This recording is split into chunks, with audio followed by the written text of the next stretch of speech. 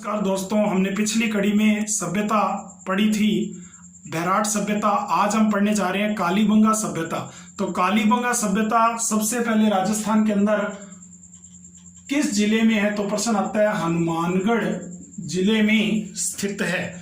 और दूसरा प्रश्न बढ़ता है कि ये किस नदी के किनारे है? तो ये सरस्वती नदी के किनारे है। और सरस्वती नदी को ही वर्तमान में घग्गर नदी कहते हैं। और इसी घग्गर नदी का नाम सोतर नदी भी आता है, या इसी सोतर नदी को मृत नदी भी कहते हैं। कभी कभी चलती है इसलिए मृत नदी है। और इसे नट नदी के नाम से भी जाना जाता है। इस तरह से इस नदी की कई नाम है। अब देखो कि सबसे पहले कालीबंगा सभ्यता की पहचान किसने की? तो सबसे पहले कालीबंगा सभ्यता की पहचान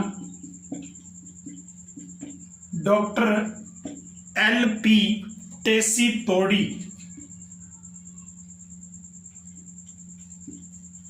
डॉक्टर L.P. टेसी टोरी ने इसकी खोज की थी। सबसे पहले जो पहचान की, सबसे पहले परिचय करवाया वो थे डॉक्टर L.P. टेसी टोरी। तो ये हमने कालीबंगा सभ्यता के शुरुआती जानकारी ली। अब इसके बाद हम इसके आगे इसके सर्वप्रथम उत्खननकर्ता, सर्वप्रथम खोजकर्ता वगैरह देखते हैं। कालीबंगा सभ्यता की खोज। तो देखो कि इस कालीबंगा सभ्यता की सर्वप्रथम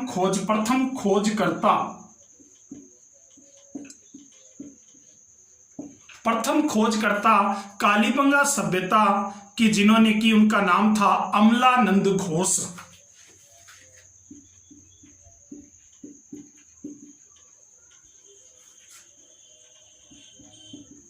अमलानंद घोष, ठीक है। अमलानंद घोष ने इसकी खोज की थी। ये अमलानंद घोष ने इसकी खोज कब की थी सर? तो देखो अमलानंद घोष ने इसकी खोज 1952 ईस्वी में की थी। तो स्वतंत्र भारत में सर्वप्रथम जो सिंधु घाटी सभ्यता से संबंधित स्थल है, इसकी खोज 1952 में की गई।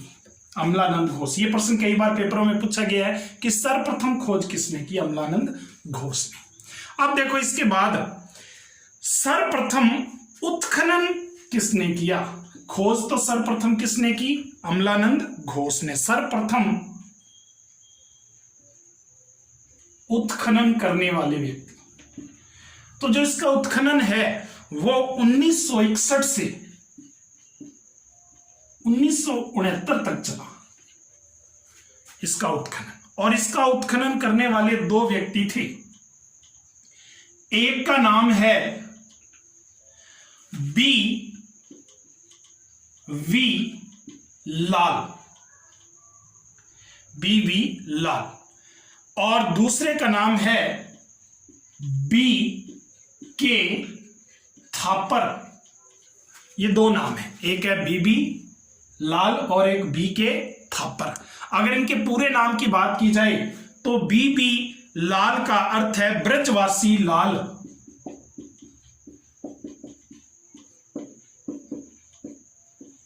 B.V. लाल का मतलब है ब्रजवासी लाल। और B.K. थापर का पूरा नाम है बालकृष्ण थापर।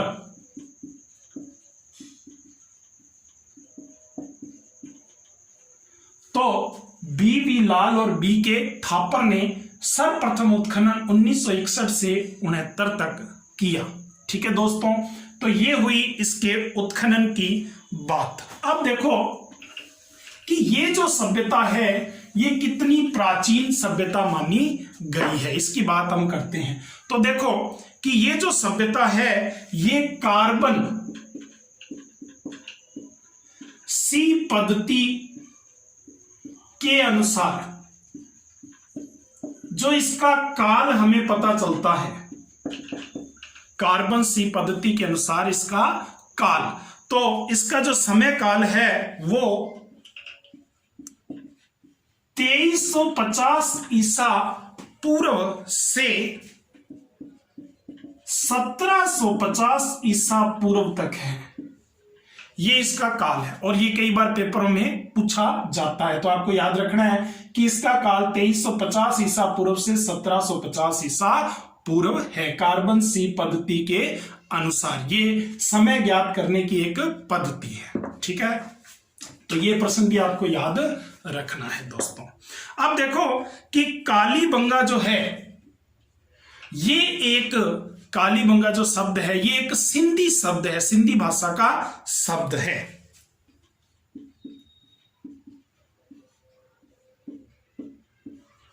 सिंधी भाषा का शब्द कालीबंगा। अब ये जो कालीबंगा का अर्थ क्या है? तो काली, काली मतलब काले रंग की, और बंगा का अर्थ होता है चूड़ियां, ठीक है। पंजाबी च भी बंगा बोलते हैं। तो देखो अर्थ, अब देखो कि काले रंग की चूड़ियां, तो काले रंग की क्या है भाई? चूड़ियां, ये ध्यान रखना। तो कालीबंगा, ये प्रश्न भी पेपरों में कई बार पूछा गया है कि कालीबंगा का अर्थ क्या है? काले रंग की चूड़ियां। और किस भाषा का शब्द है अगर पूछ ले तो सिंधी भाषा का शब्द है, ठीक है दोस्तों। अब देखो ये जो कालीबंगा सभ्यता है, यहां पर पता लगा है कि ये कांस्य युगीन सभ्यता है।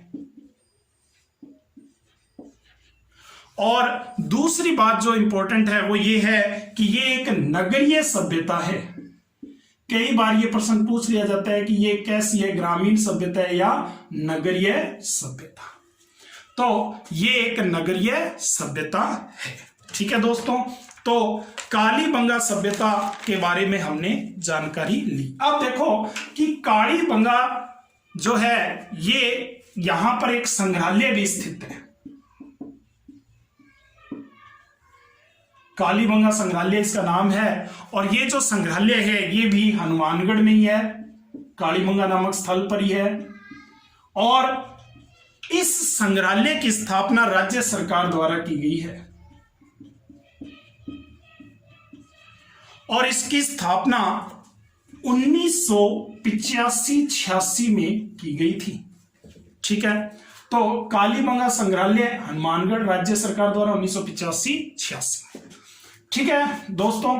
तो ये कालीबंगा के बारे में हमने जानकारी ली। अब देखो कि कालीबंगा सभ्यता से क्या क्या चीजें प्राप्त हुई हैं वो हम देखते हैं। तो देखो कि कालीबंगा जो सभ्यता है ये 2 भागों में बटी हुई थी। नगर का विभाजन जो है वो 2 भागों में हुआ था।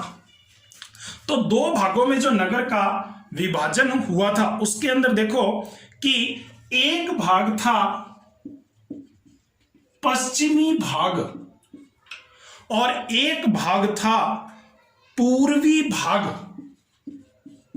तो इस तरह से 2 भागों में ये सभ्यता का विभाजन हुआ था, पश्चिमी भाग और पूर्वी भाग। अब देखो कि पूर्वी भाग और पश्चिमी भाग में क्या पता लगता है।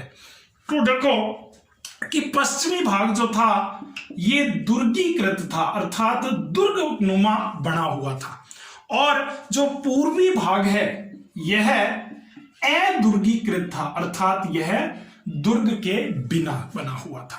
तो इस तरह से नगर विभाजन जो था वो 2 भागों में बटा हुआ था। तो ये भी आपको याद रखना है कि पश्चिमी भाग दुर्गीकृत था और पूर्वी भाग अदुर्गीकृत था। अब इसकी और बातें करते हैं। तो देखो सबसे पहले कालीबंगा की क्या क्या विशेषताएं हैं ये हम जानते हैं। तो कालीबंगा की जो विशेषताएं हैं उसके अंदर सबसे पहली बात, जो यहां पर सड़कें बनी हुई थी, सड़कें समकोण पर काटती थी। अब आप कहोगे सर ये क्या मतलब हुआ? तो देखो जो सड़कें समकोण पर काटती थी, इस तरह से सड़कें बनी हुई हैं।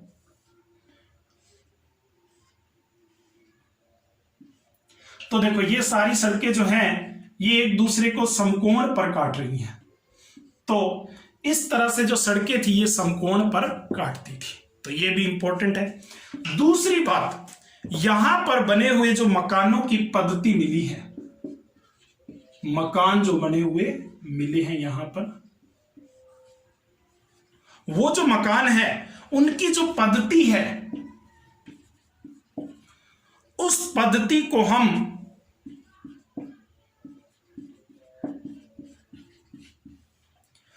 ऑक्सफोर्ड पद्धति भी कहते हैं, या इसी पद्धति को जाल पद्धति भी कहते हैं, जाल के रूप में बनी हुई है, या इसी पद्धति को हम ग्रीक पद्धति भी कहते हैं। ठीक है, या इसी को चेम्सफोर्ड पद्धति भी नाम दिया गया है। तो ऑक्सफोर्ड जाल पद्धति, ऑक्सफोर्ड पद्धति, ग्रीक पद्धति, चेम्सफोर्ड पद्धति, तो इस तरह से इन पद्धतियों के नाम भी आते हैं। ठीक है दोस्तों, अब देखो कि यहां पर जो मकान है, यहां पर जो मकान है, तीसरी बात करने जा रहे हैं विशेषता मकानों की। यहां पर जो मकान है ये कच्ची ईंटों के बने हुए मिले हैं और बाद में पक्की ईंटों के भी बने हुए मिले हैं। तो कच्ची ईंटों और पक्की ईंटों के मकान यहां से प्राप्त हुए। कच्ची ईंटों के मकान प्राप्त होने के कारण इन कालीबंगा सभ्यता को दीनहीन बस्ती भी कहा जाता है। यह भी पेपर में पूछा गया है कि दीनहीन बस्ती क्यों कहते हैं, क्योंकि कच्ची ईंटों के मकान यहां से प्राप्त हुए हैं, इसलिए इसे दीनहीन बस्ती कहा जाता है। ठीक है दोस्तों, तो यह भी इसकी एक विशेषता है। अब देखो कि जो मकानों के दरवाजे थे वो मुख्य सड़क पर नहीं थे।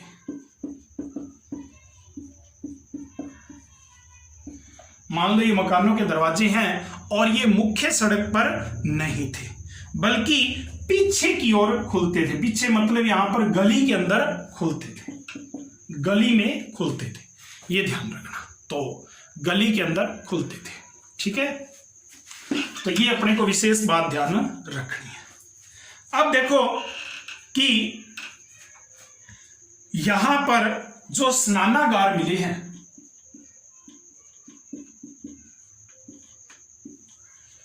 उन स्नानागार के बाहर एक नाली मिली है जो कि लकड़ी की बनी हुई है।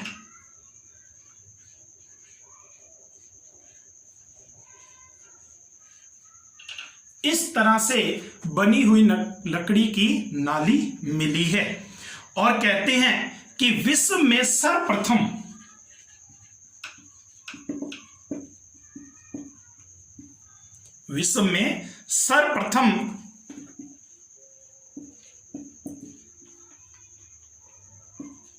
लकड़ी की नाली के अवशेष यहीं से मिले हैं। बाद में इन्हीं नालियों को पक्का करवा दिया गया था, पक्की ईंटों से बनवाया गया था। यह प्रश्न भी पेपर में पूछ चुके हैं, पटवारी के पेपर में आया था कि पक्की ईंटों की नालियों के साक्ष्य भी मिले हैं। तो याद रखना कि ये कालीबंगा से प्राप्त हुए लकड़ी के नालियों को ही बाद में पक्की ईंटों की नालियां बना दी गई थी। ठीक है, अब देखो कि इसकी और क्या क्या विशेषता है। तो अगली जो विशेषता है वो है यहां से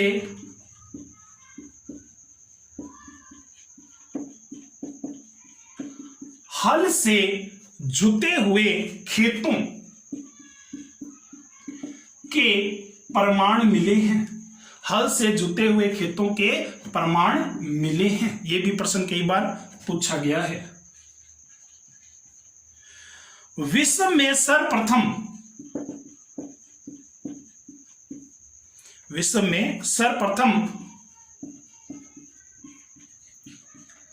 भूकंप के साक्ष्य यहीं से मिले हैं। मान लो कि ये आपके सामने मकान है और इस मकान के अंदर जो दीवारें हैं उनमें दरारें पड़ी हुई हैं, जिससे ये पता लगता है कि इन मकानों में क्या है, भूकंप के कारण दरारें आई और भूकंप के साक्ष्य मिले।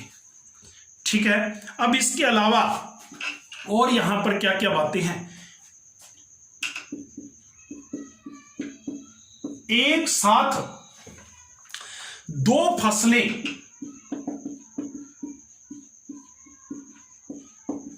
बोने के साक्ष्य भी यहीं से प्राप्त हुए हैं। एक साथ दो फसलें, सर दो फसलें कौन कौन सी? एक तो जौ मिले हैं और दूसरा गेहूं मिले हैं। तो गेहूं और जौ की फसल एक साथ बोते थे, तो एक साथ दो फसलें बोने के साक्ष्य भी यहां से मिले हैं। ठीक है विद्यार्थियों, तो ये भी प्रश्न इंपॉर्टेंट है। इसके अलावा यहां के लोगों को कपास की खेती के भी बारे में जानकारी थी और कपास की खेती को यहां के लोग सिंडन कहते थे। तो अगर आपसे पूछ ले कि सिंडन क्या है, तो कपास की खेती को क्या कहते थे? सिंडन कहते थे। ठीक है, तो ये सारी बातें हैं दोस्तों। अब देखो, इसके अलावा 7 अग्नि वेदिकाएं भी यहां से मिली हैं।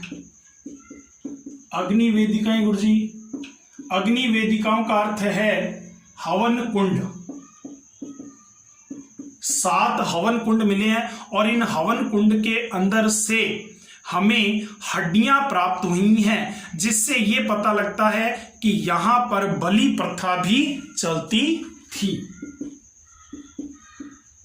तो बलि प्रथा के भी साक्ष्य यहां से मिले हैं इन हड्डियों के अवशेष के कारण। फिर देखो, प्राचीनतम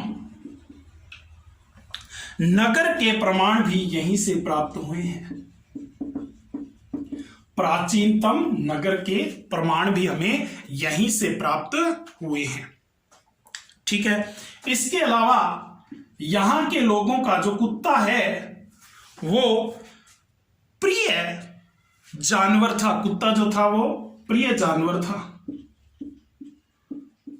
तो ये भी ध्यान रखना है, अगर पूछ ले कि कौन सा प्रिय जानवर है, कुत्ता। इसके अलावा ऊंट के बारे में भी जानते थे ये। ठीक है, भेड़ भी पालते थे, गायें भी पालन करते थे और भैंस और बकरी भी रखते थे। तो इसका मतलब कि बकरी वगैरह सब कुछ अंक ने ही। ठीक है, तो समझ गया, सब परिचित आई बात हूं। अब देखो, यहां पर भी स्वास्तिक के चिन्ह प्राप्त हुआ है। तो ऐसा कहते हैं वास्तु दोष के लिए स्वास्तिक का चिन्ह यहां से मिला है। ठीक है, स्वास्तिक का चिन्ह। ओके, इसके अलावा यहां से एक खोपड़ी मिली है,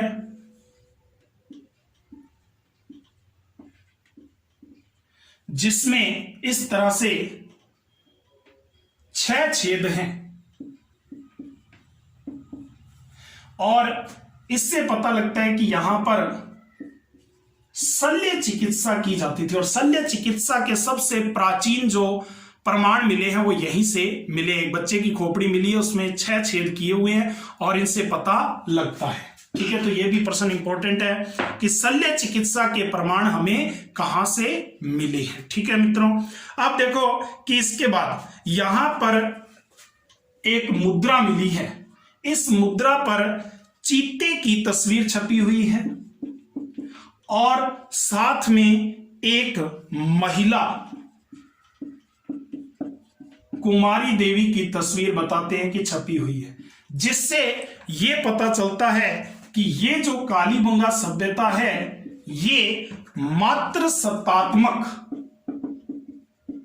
सभ्यता है। मात्र सत्तात्मक का अर्थ है कि जहां पर माता के नाम से जाना जाता है। ऐसा दक्षिण भारत में होता है कि माता के नाम से जाना जाता है, लेकिन यहां पर भी मात्र सत्तात्मक सभ्यता का पता चलता है। उत्तर भारत में पिता के नाम से जानते हैं, पुरुष सत्तात्मक सभ्यता का पता चलता है, लेकिन ये ध्यान रखना कि ये मात्र सत्तात्मक सभ्यता के रूप में जाना जाता है। इंपॉर्टेंट प्रश्न है, तो दोस्तों इसका भी ध्यान रखना। अब देखो, इसके अलावा यहां पर समाधि प्रथा का भी पता चलता है।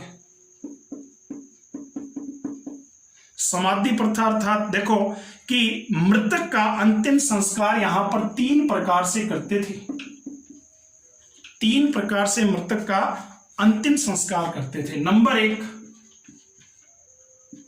अंडाकार समाधि देकर उनको, यानी कि इस तरह से अंडाकार समाधि होती थी और उसके अंदर व्यक्ति को दफना दिया जाता था। ठीक है, ये सिंपल रूप से दर्शाते थे। दूसरा, कि एक कलश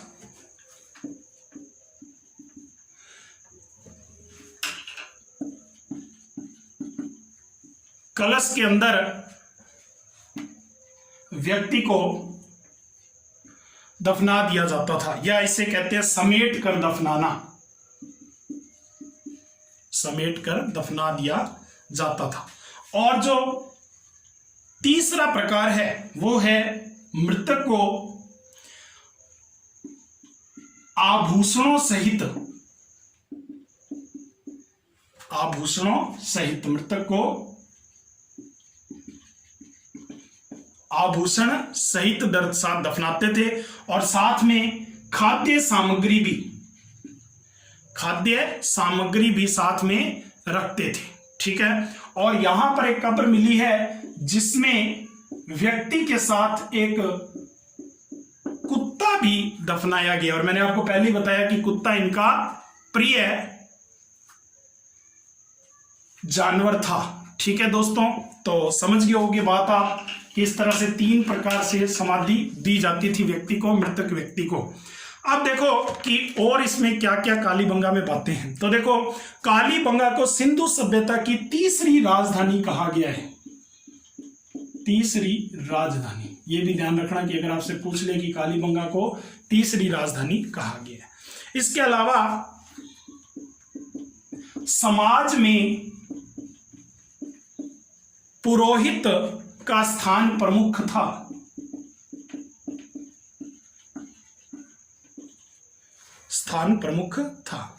और बेलन के आकार की बेलनाकार मोहरें प्राप्त हुई हैं। ऐसी बेलनाकार मोहरें जो मेसोपोटामिया से संबंध बताया गया है इस सभ्यता का।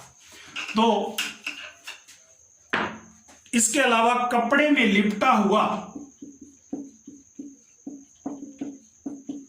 एक उस्तरा भी मिला है। गांव में कहते हैं एक ही उस्तरा होतो सी, तो एक उस्तरा मिला है, ये भी ध्यान रखना, कपड़े में लिपटा हुआ। हाथी दांत का एक कंगा भी मिला है। ठीक है दोस्तों, इसके अलावा कांस्य का दर्पण भी मिला है। ठीक है, तो आप समझ गए होंगे, इन सब से ये पता लगता है कि ये जो कालीबंगा वाले लोग थे, पहले चूड़ियां मिली, फिर हाथी दांत का कंगा, कांस्य दर्पण, इससे ये पता लगता है कि ये श्रृंगार प्रिय लोग थे। कैसे लोग थे? श्रृंगार प्रिय लोग थे। अब देखो कि यहां पर सामूहिक तंदूर भी मिले हैं। अब पहला वाला लोग इकट्ठा रहता, ज्यादा बड़ा होता तो तंदूर सामूहिक मिले, इकट्ठी रोटी बनाता।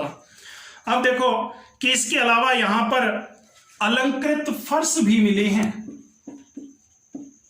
ये प्रश्न भी पेपर में आ चुका है कि अलंकृत फर्श कहां से मिले हैं, और सजावटी ईंटों से बना हुआ बहुत ही सुंदर फर्श मिला है कालीबंगा सभ्यता से।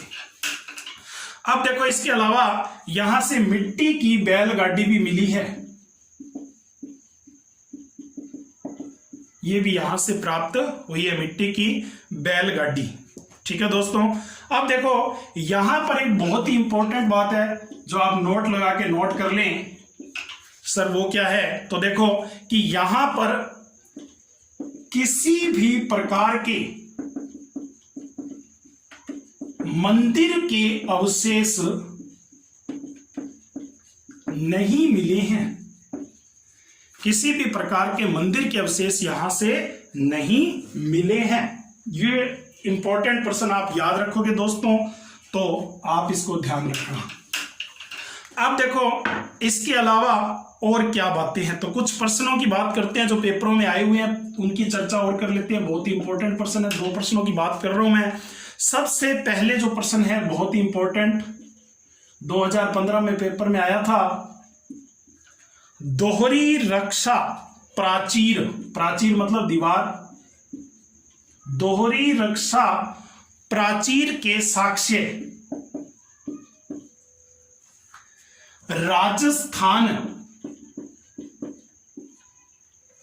की किस सभ्यता से प्राप्त हुए थे? यह प्रश्न पेपर में आ चुका है और उत्तर है कालीबंगा सभ्यता। कौन सी सभ्यता? कालीबंगा सभ्यता। 2015 में पेपर में आया था। दोहरी रक्षा प्राचीर, ठीक है, दुर्गनुमा दो बताए थे, दो भागों में विभाजन है, तो दोहरी रक्षा प्राचीर के साक्ष्य राजस्थान की किस सभ्यता से प्राप्त हुए हैं? तो उत्तर क्या होगा? कालीबंगा। अब इसके अलावा एक और प्रश्न है, क्वेश्चन नंबर 2, वो क्या है सर? कहां के अवशेषों से यह पता चलता है कि विश्व विख्यात सैंधव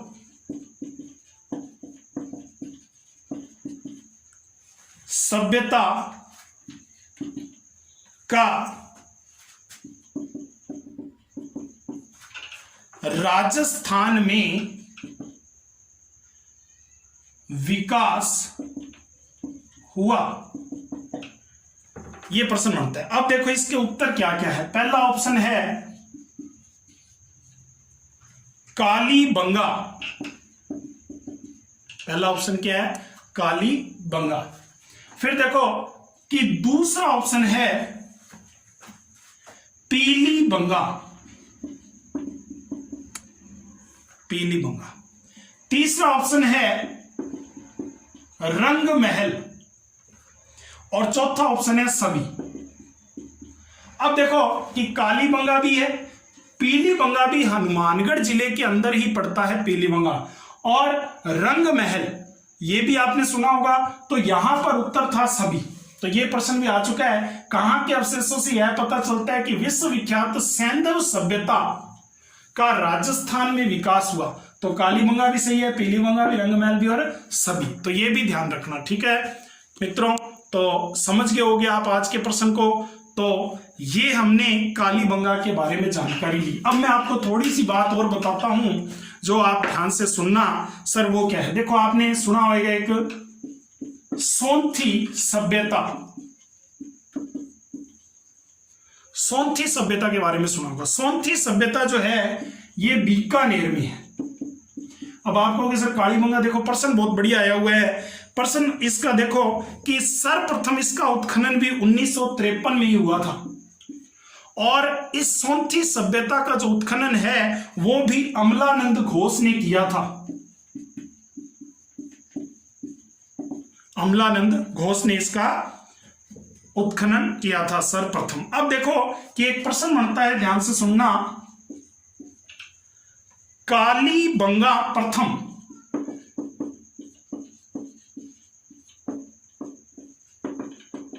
कालीबंगा प्रथम के नाम